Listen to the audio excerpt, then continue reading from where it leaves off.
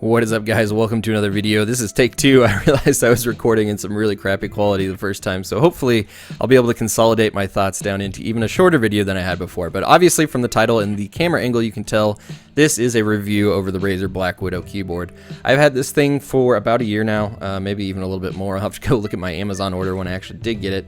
But I figured that's probably ample time to get a pretty good feel for it.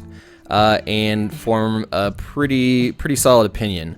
So one thing I'll go over right off the bat is the build quality. Razer does have a pretty rocky track record when it comes to build quality.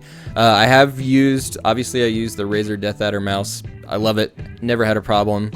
The Razer Kacharis headset I've used had a problem within like a month, just completely fell apart, stopped working. So there's hitting 50% here, and the BlackWidow, good solid build quality. I've never had a problem with it. So 2 out of 3 Razer products have worked for me. I don't know, you take that with a grain of salt. I'm sure your mileage may vary out there. So what I will do is go over the pros of this keyboard first, and then I'll go over the cons. So one thing I do like about it, it feels excellent. It feels so good to type on. I think that's probably the #1 reason why people love this keyboard so much, is it feels so good. And it just, when I'm typing a paper or something, I just want to sit here and type all day. Like, it does not bother me just because it feels so nice. So that is the huge and probably the biggest plus of this keyboard in the first place. And obviously it does use Cherry MX Blue switches, which are super heavy, and they feel really nice when you're typing on them. Like, you really know when you're hitting keys and stuff. I do not make nearly as many typos on this keyboard as I do with like a general membrane keyboard. So mechanical keyboards, there's a reason people buy them. Obviously they do feel really nice. Another thing is macros. These are really handy if you play like MMOs or really just about anything that has a large online world. Being able to teleport, and I'm sure there's a million functions that I haven't even thought of using these for, but there's a lot of different ways that I've set these up. Just mainly like teleporting to different friends, or just basic commands, like if you want to draw your FOV every time you go into Battlefield, or draw your FPS rather, and when you go into Battlefield, you can have that on a macro, or you know, any slew of things it can do with the macros. So that's really nice. Another thing I'll move on to is the software that this comes with that you have to use. I mean, you can program the keyboard manually, but that's kind of a pain in the butt. So I use the software, Razer Synapse 2.0, to program macros, and also I run my Death Adder at 1800 DPI. I turned it down just because I was having problems. Some games I couldn't get the sensitivity low enough. So I do use the software. It really is a mixed bag on that.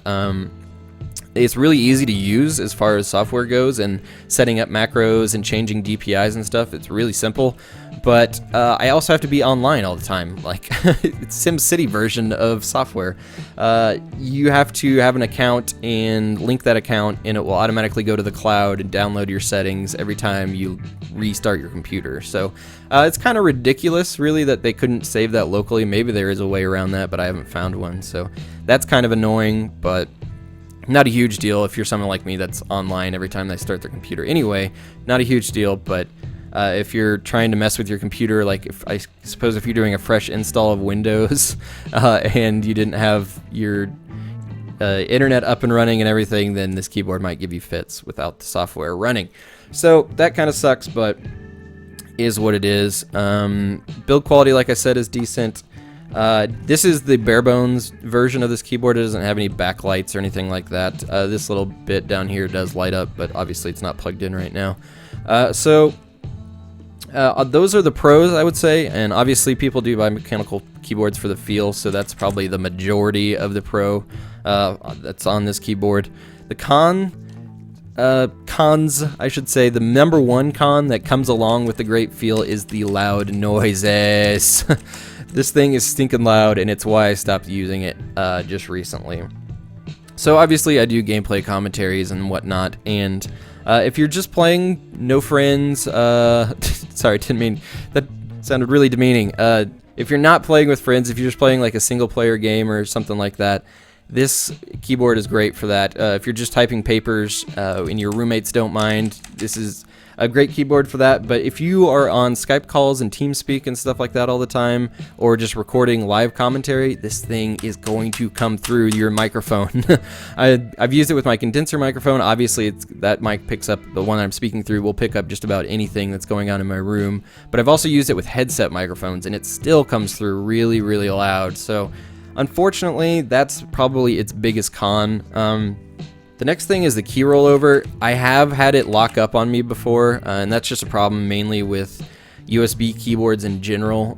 They have a tendency, if you mash enough, that you will at one point accidentally hit more keys than the keyboard can handle, and one key will lock up. Like, I've crashed helicopters in Battlefield because this keyboard is locked up on me, so that's kind of annoying. It is what it is. I mean, that's more often than not, you're just mashing too many buttons to begin with if you're hitting the max cap on your keyboard.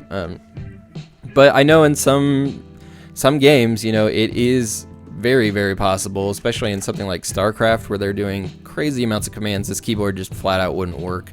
But that is something to keep in mind. Probably not that huge of a deal for most FPS guys out there.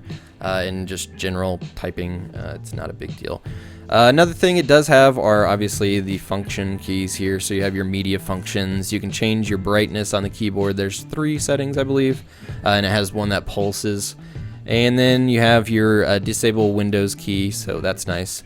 The one thing I do like about my cheap little Dell keyboard here is it just has like a built-in volume and everything. So that's kind of nice rather than trying to hit your function key and mess with your volume here. You can just have a knob, but not a big deal again. So my overall review of the Black Widow would be probably an 8 out of 10. Starting with the obvious, the feel is awesome. The overall way the keyboard works great. Build quality is just fine. I haven't had any problems with this one in particular. But it's loud, and you're going to have to deal with that, and your friends on TeamSpeak and stuff are going to have to deal with that, and your roommates even are going to have to deal with that if they have a room right across the hall or anything. So keep that in mind. I think it is a good investment if you don't mind the noise. You can also obviously look into other mechanical keyboards. That's why they make different switches, different feel. These are obviously really heavy, the blues, and different noise levels. So thank you guys so much for checking out the video. If you have any more questions that I forgot to mention or anything, feel free to ask me down below. Anyways, guys, thanks for watching the video, and I'll talk to you later.